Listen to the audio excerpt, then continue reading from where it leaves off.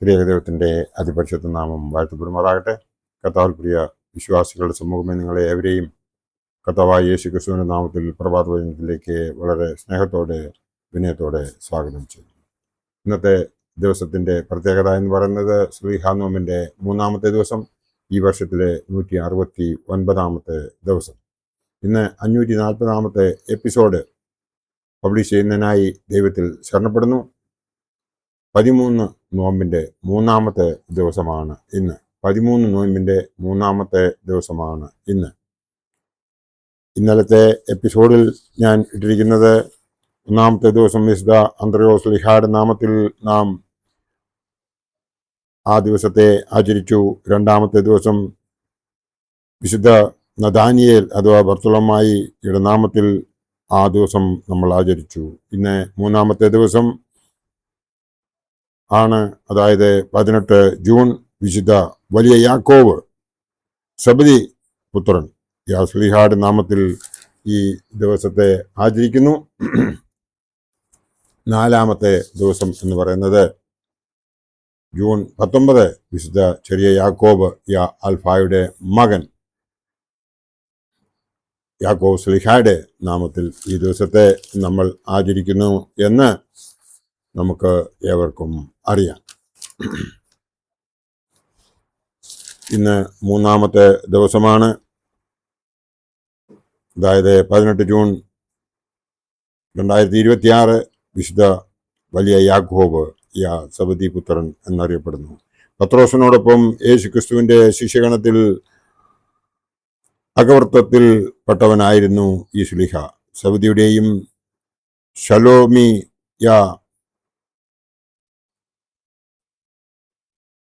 ഷോലൂമിന്റെ മകനായിരുന്നു ഈ യാക്കോബ്. ഇടിമക്കൾ എന്ന് അറിയപ്പെട്ടിരുന്നു. ഇടിമക്കൾ ഒനവർഗസ് എന്ന് പറയും ഗ്രീക്ക് ഭാഷയിൽ. സ്നാപക യോഹന്നാന്റെ ശിഷ്യനായിരുന്നു. പരമാർത്ഥ മനസ്സുണ്ടായിരുന്നതുകൊണ്ട് തന്നെ അവർക്ക് അനീതിയുടെ നേരെ ഇടിമിന്നലിന്റെ സ്വഭാവം കാട്ടുവാൻ പ്രേരണ ഉണ്ടായിരുന്നു എന്ന് ലൂക്കോസ് എവൻഗേലിസ്റ്റ് രക്ഷാസുവിശേഷം 9:54 പറയുന്നുണ്ട്. പെന്തക്കോസ്തിയിൽ പരിശുദ്ധാത്മ പ്രാപ്തിയെ തുടർന്ന് വിശുദ്ധ യാക്കോബ് സുവിശേഷവേലയിൽ വ്യാപൃതനായി. അദ്ദേഹം യഹൂദ്യ, ശമരിയ, സ്പെയിൻ എന്നിവിടങ്ങളിൽ എതിർപ്പുകളെ എല്ലാം അവഗണിച്ച് ധൈര്യമായി പ്രവർത്തിച്ചു എന്ന് ചരിത്രം നമ്മോട് പറയുന്നു. അങ്ങനെ അപ്പോസ്തലന്മാരിൽ ആദ്യ രക്തസാക്ഷിയാകുവാൻ അദ്ദേഹത്തിന് കഴിഞ്ഞു. ഹെരോദാവ് അദ്ദേഹത്തെ വാൾ കൊണ്ട് കൊല്ലിക്കുകയാണ് ചെയ്തത്. അപ്പോസ്തല പ്രവൃത്തികൾ 12-ാം അധ്യായത്തിൽ നോക്കിയാൽ ഈ കാര്യം എഴുതിയിരിക്കുന്നതായി നമുക്ക് കാണുവാൻ സാധിക്കും.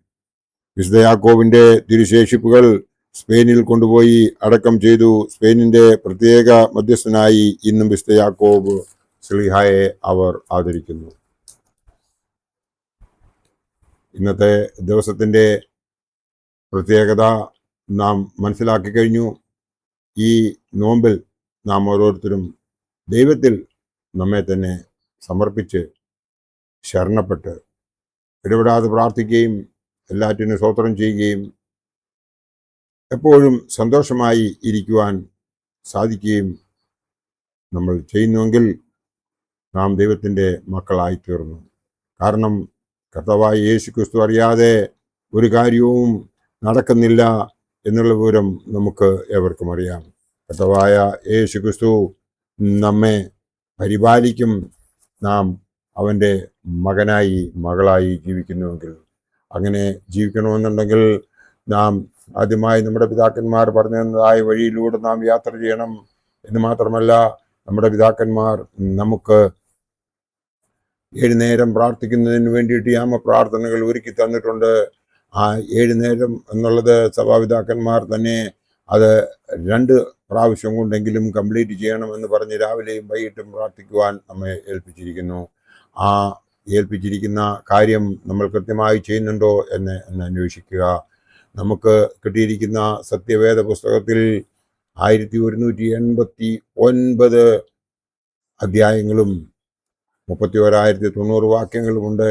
അത് നാം ഒരു ദിവസം 3.25 അധ്യായം വായിക്കുന്നുവെങ്കിൽ ദൈവം നമ്മളെ അത് ഒരു വർഷം കൊണ്ട് വായിച്ചു തീർക്കുവാൻ സാധിക്കും. നാം ഓരോരുത്തരും ബൈബിൾ പാരായണം ചെയ്ത് അത് ഗ്രഹിക്കുന്നുവെങ്കിൽ നമുക്ക് അതിന് പ്രകാരം മുമ്പോട്ട് ജീവിക്കുവാൻ സാധിക്കും. അങ്ങനെ ജീവിക്കുമ്പോഴാണ് നാം ഓരോരുത്തരും ദൈവപൈതലാകുന്നത്. അങ്ങനെ ദൈവപൈതലായി ജീവിക്കുന്ന ഓരോരെയും ദൈവം തുണയ്ക്കാതിരിക്കത്തില്ല. അവൻ നമ്മളെ അനുഗ്രഹിക്കും. ആ അനുഗ്രഹങ്ങൾ കൊണ്ട് ബാക്കിയുള്ള ജീവിതം നമുക്ക് ഇവിടെ സുഖമായി ജീവിക്കുവാൻ സാധിക്കും എന്നുള്ളതിന് നമ്മുടെ പിതാക്കന്മാർ നമുക്ക് വഴി കാട്ടി തന്നിട്ടുണ്ട്.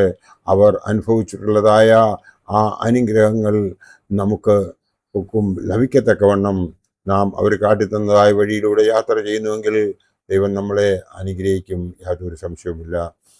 ആത്മീയമായി ബാക്കിയുള്ള ജീവിതം ജീവിക്കുന്നതിനും വിശ്വാസത്തോടുകൂടി പ്രാർത്ഥിച്ച് ദൈവത്തെ ഉള്ളിൽ സ്വീകരിച്ച ശക്തി കൊണ്ട് നല്ലൊരു ക്രിസ്ത്യാനിയായി ജീവിക്കുവാൻ നമുക്കിടയാകുന്നുവെങ്കിൽ നാം നിത്യതയിൽ ലഭിക്കാനിരിക്കുന്നതായ മൂന്നാമത്തെ കിരീടം നമുക്ക് സ്വീകരിക്കുവാൻ സാധിക്കുമെന്ന് മാത്രം ഈ അവസരത്തിൽ ഓർപ്പിച്ചുകൊണ്ട് ഈ 13 നോയമ്പിൻ്റെ ഈ സമയത്ത് നാം ഓരോരുത്തരും ഇടപെടാതെ പ്രാർത്ഥിക്കുകയും എല്ലാറ്റിനും സ്തോത്രം ചെയ്യുകയും ചെയ്യണമെന്ന് മാത്രം ആഹ്വാനം ചെയ്തുകൊണ്ട് എൻ്റെ വാക്കുകൾ ഇവിടെ ഉപസംഹരിക്കട്ടെ. ദൈവം നമ്മളെ എല്ലാവരെയും അനുഗ്രഹിക്കട്ടെ. നന്ദി, നമസ്കാരം.